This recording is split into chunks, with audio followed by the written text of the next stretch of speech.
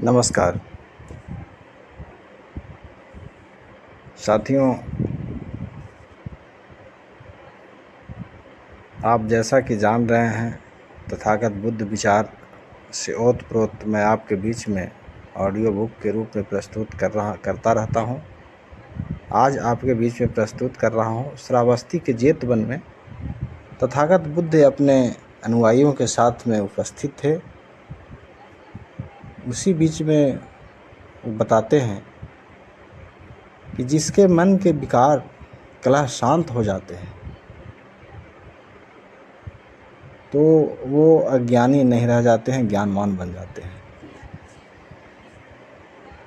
जिस प्रकार अज्ञानी लोग यह नहीं जानते, इसका विचार नहीं करते कि वे इस संसार में नहीं रहेंगे, एक दिन इस लोक से चले जाएंगे, लेकिन ज्ञानी समझदार लोग संसार की इस सच्चाई को जानते हैं, वे इसका विचार करते हैं, उनके सारे कलह समाप्त हो जाते हैं, उनके मन के सारे विकार शांत हो जाते हैं। तथागत कहते हैं एक न एक दिन हम सबको इस संसार से चला जाना है, मरना है। ये झगड़े फसाद कलह नहीं करने चाहिए। कभी यह नहीं सोचना चाहिए कि हम अमर रहेंगे, कभी भी नहीं मरेंगे। यदि सोचना ही है तो मुक्ति के बारे में सोचो, विचार करो कि हम हर पल नष्ट हो रहे हैं। यह कोई जान लेगा उसके सारे कलह नष्ट हो जाएंगे। इस संसार में हमेशा के लिए नहीं रहेंगे। जिनको यह समझ में आ गया उसे इस संसार में जीवन जीने की कला मिल गई। जिसे समझ में आ गया कि जीवन क्षण भंगुर है, ओस की बूंद है, पानी का बुलबुला है, तो फिर वह क्रोध, लोभ, मोह व वैर क्यों करे? किसी का दिल क्यों दुखाए? अन्याय, अत्याचार, शोषण क्यों करे?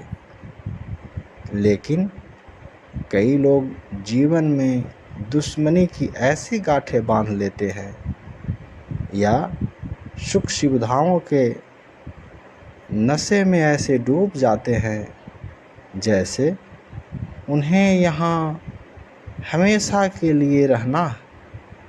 संसार में ऐसे भी व्यक्ति हैं जो घृणा और बैर के भावों से भरे रहते हैं, जो अपनी संतान या अनुयायियों से कहकर जाते हैं कि उनके न रहने पर भी शत्रु से बदला लेना, शत्रु को चैन से मत जीने देना। ऐसे लोग के कलह कभी शांत नहीं होते। हालांकि चेतना से लोग यह मालूम है कि इस संसार से एक न एक दिन जाना है, लेकिन इस पर गहराई से चिंतन मनन कर जीवन नहीं जीते हैं।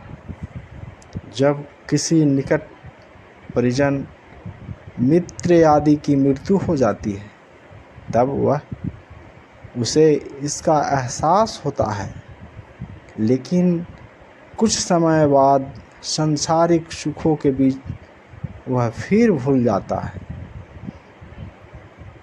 फिर जब ध्यान, साधना, चिंतन, अध्ययन से उसे संसार के सत्य का पता लगता है तो वह मन के विकारों को दूर करने की कोशिश करता है। तथागत बुद्ध कहते हैं व्यक्ति पद, प्रतिष्ठा, धन, जवानी, रूप, परिवार, सत्ता, सम्मान आदि पाकर सिर्फ उसी में रमने लगता है, उसी को जीवन का उद्देश्य समझ लेता है, लेकिन वह इस तरह स्वयं के लिए दुख ही पैदा करता है। इस जाल में फंसे हुए व्यक्ति को यह विचार करने की फुर्सत ही नहीं होती कि उसे एक दिन इस संसार से हमेशा के लिए जाना है। इसलिए वह राग, द्वेष, क्रोध, घृणा के जाल में उलझा रहता है। इसके विपरीत जिन विवेकशील ज्ञानी लोगों को हर क्षण यह याद रहता है कि संसार में एक दिन जाना है, तो उनके मन के विकार दूर हो जाते हैं, कलह शांत हो जाते हैं। ऐसे व्यक्ति के मन में दूसरों के प्रति द्वेष, मोह नहीं होता। वह सभी से मैत्री भाव रखेगा। वह विनम्र, सहज, सरल स्वभाव का हो जाता है। वह अपने शत्रुओं से भी मैत्री भाव रखता है। वह सुख शांति का जीवन जीता है और दूसरों के लिए भी सुख से जीने की प्रेरणा देता है। इंद्रिय सुखों में डूबे हुए को मन रौंद देता है। जो व्यक्ति विषय भोगों में सुख मानकर विहरता है, विषय रस को शुभ अर्थात अच्छा मानते हुए जीता है, इंद्रियों पर संयम नहीं रखता, भोजन की उचित मात्रा नहीं जानता, जो आलसी है, जो उद्यमहीन है, उसे मरा बुरी प्रवृत्तियां मन में विकार उसी प्रकार गिराते हैं, रौंदते हैं जैसे हवा कमजोर वृक्ष को। शरीर की 5 इंद्रियों के विषय रूप, शब्द, गंध, स्वाद, स्पर्श। जो व्यक्ति इन विषय के रस को सुखकारी मानते हुए जीता, जो अपनी इच्छाओं पर काबू न कर सिर्फ सुंदर व्यक्ति या वस्तु को प्राप्त करना चाहता है, भोगना चाहता है, उसकी तृष्णा तभी पूरी नहीं होती और इस दुख में गिर जाता है। जो व्यक्ति हर समय सुंदर, रमणीय, अच्छा ही अच्छा देखता है, फिरता रहता है, इंद्रियों में संयम नहीं रखता, इच्छाओं पर नियंत्रण नहीं रखता और भौतिक सुविधाओं को भोगने में ही सुख समझता है, फिर इनकी इंद्रियां अपने आप बेकाबू हो जाती है, क्योंकि उनका मन चाहता है कि जीवन में जितना ज़्यादा भोग सको भोग लो, कुछ छूट न जाए, मन में पछतावा न रह जाए कि फलना सुख भोगने से बाकी रह गया। इसके लिए वह स्वयं की सीमाएं तोड़कर विषय रस भोगता है। जब व्यक्ति को विषय रस भोग सुखकारी, आकर्षक लगने लगता है, तब इंद्रियां भी चंचल हो जाती है, फिर उस पर काबू नहीं हो पाएगा। यदि व्यक्ति इंद्रियों पर संयम रखना चाहे तो वह विषय भोगों को दुख का कारण समझे, जैसे कि वे है इंद्रियों पर काबू करने वाला ही सुख शांति का पा सकता है। जब विवेकशील, ज्ञानवान एवं साधक की नज़र में विषय भोग तुच्छ दिखने लगे, वे दुख के कारण नजर आने लगे, तो इंद्रियां अपने आप संयत हो जाती है। भोजन की उचित मात्रा न जानना भी मन के विकार का कारण है।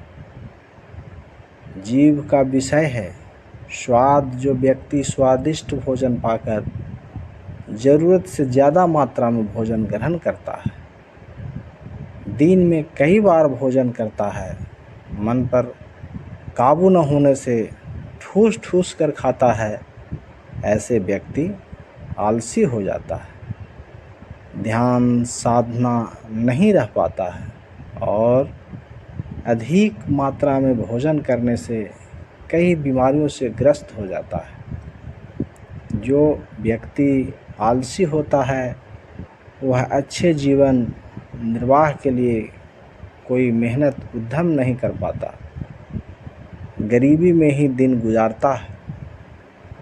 हीन बीर्ज होने का अर्थ मनोबल का न होना, उत्साह नहीं होता। ऐसे व्यक्ति न स्वयं का भला कर पाता है और न दूसरों का। इस प्रकार विलासिता में डूबे आलसी, इंद्रियों पर संयम न रखने वाला, भोजन ही उचित मात्रा में नहीं जानने वाला, उद्यम नहीं करने वाला, कमज़ोर मनोबल के व्यक्ति को मार, काम, मन की बुरी प्रवृत्तियाँ उसी तरह गिरा देता है जैसे तेज हवा कमज़ोर वृक्ष को। वैसे ही इन दुर्गुणों से ग्रसित व्यक्ति को स्वयं के विकार गिराकर दुख के गड्ढे में पटक देता है। ऐसा व्यक्ति अपनी कमजोरियों के कारण स्वयं ही गिर जाता है।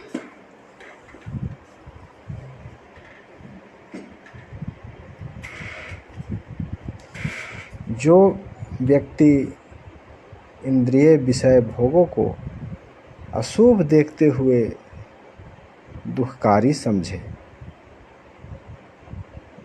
बिहरता है, काम भोग में डूबा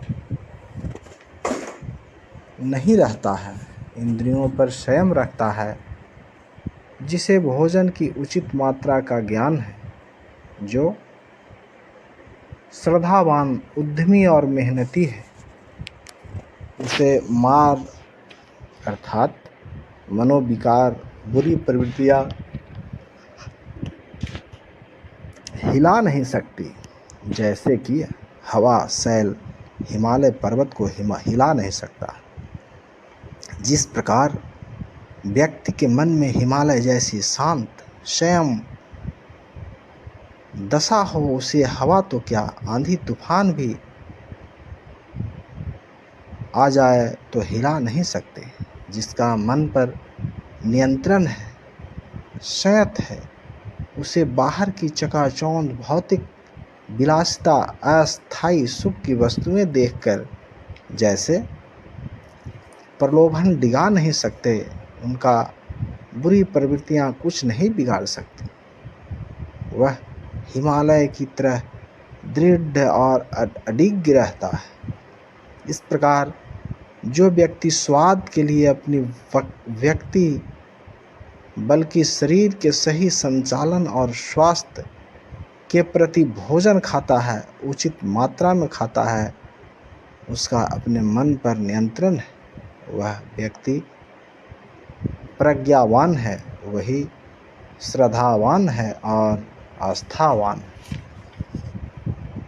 जो व्यक्ति अपनी इंद्रियों पर जिनता संयम रखता है, मन पर नियंत्रित है वह उतना ही श्रद्धावान, उत्साही, उच्च मनोबल वाला, ऊर्जावान और बलवान होता है। व्यक्ति जितना कमज़ोर होता है उतना ही शत्रु, बुरी प्रवृत्तियाँ अधिक आक्रमणकारी हो जाता है, हरा देता है। इसलिए संयमी व्यक्ति को डिगाना, हिलाना या हराना वैसे ही असंभव है जैसे आंधी हिमालय को नहीं गिरा सकती। तथागत बुद्ध जीवन की व्यवहारिक बातें कहते हैं, जीवन की सच्चाई की व्याख्या करते हैं, हवाई बातें नहीं करते, कल्पनाओं में गोते नहीं लगाते।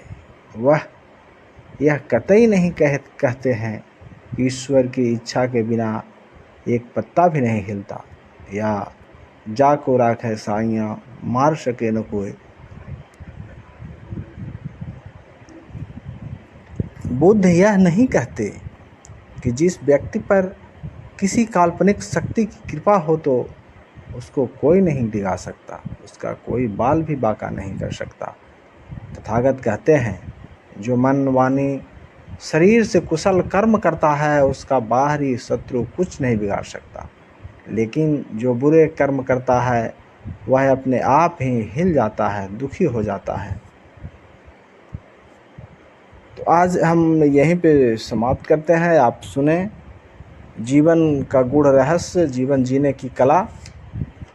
तथागत बुद्ध अपने शिष्यों को बताते हैं, हम आपको एक्सप्रेशन के साथ में प्रस्तुत किया।